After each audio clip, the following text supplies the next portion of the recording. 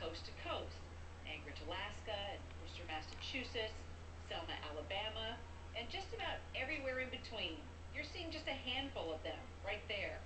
And they've been dubbed Black Main Streets by some in the African American community. But there often seems to be a disconnect between the legacy of a man who died preaching nonviolence and the reality on MLK Boulevard.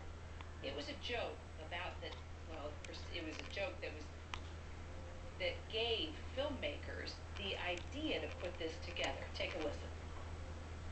And I don't give a where you in America. If you're on Martin Luther King Boulevard, there's some vibes going down.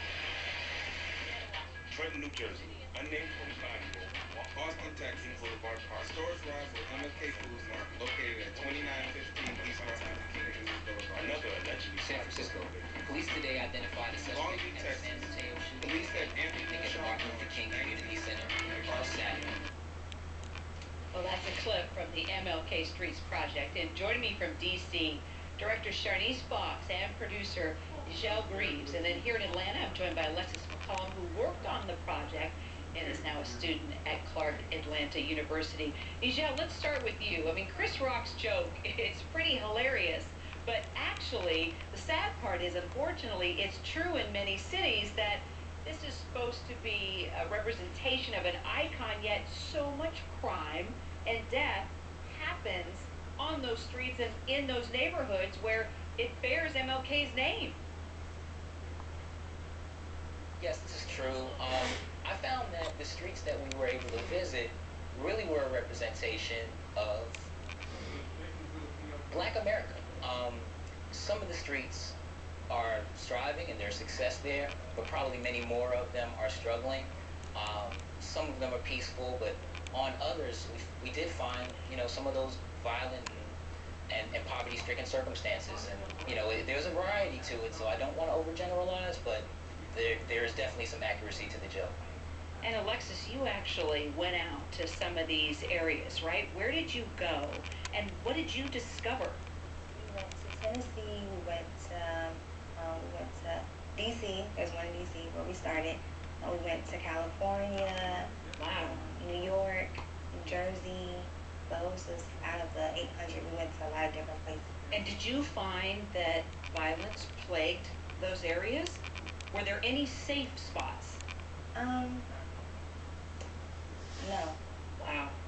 There was California where you went from, we drove the whole boulevard out, so you went from the Oakland to all the way up to Berkeley, and it was like the scenery changed. You saw how it went from kind of lower class to upper class, and just that short of a distance. And if you would have made it up to my old stomping grounds, I went to USC in Los Angeles, it's the same thing on MLK Boulevard. It's pretty shocking.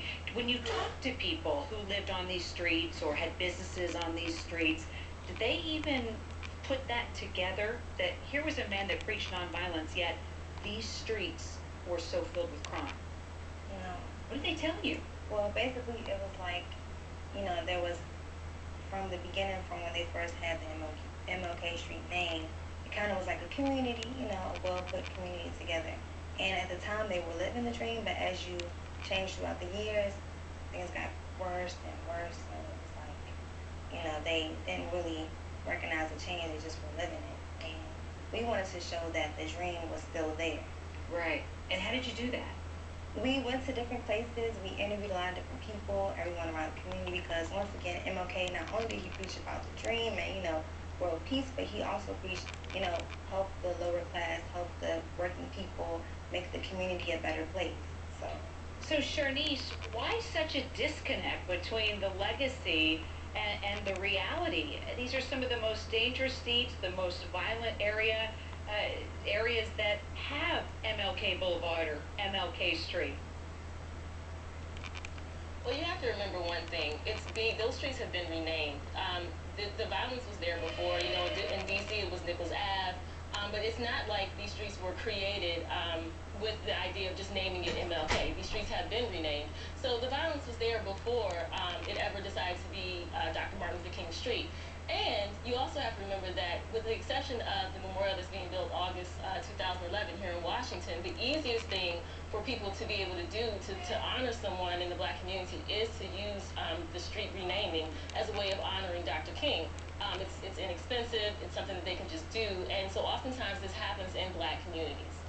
So, Sharnice, were you able to connect with anybody that maybe walks that street to work or home, that maybe stops and pauses and thinks to themselves, wow, I live on a street named about a man that changed my world, that changed my life. Did you find any of that? In some cases, yes, but again, because the street was renamed, it's just another street to a lot of individuals, which is unfortunate. I mean, that makes us want to just think about, why we do things to honor King in certain ways. But, definitely some people, when you had a conversation with them, and we had the kids just kind of go out in the street and just grab people off of the street and ask them these questions. And so when it's brought to them directly, then, of course, they're like, yeah, we do live on King Streets, and that is kind of important. And they do talk about the community, and they open up a little bit more. So, for sure, when we had the opportunity to talk to people, they did talk about the fact that, this is honoring King's legacy in whatever way. And so finally, Alexis, did you find anybody that said, go ahead, Michelle.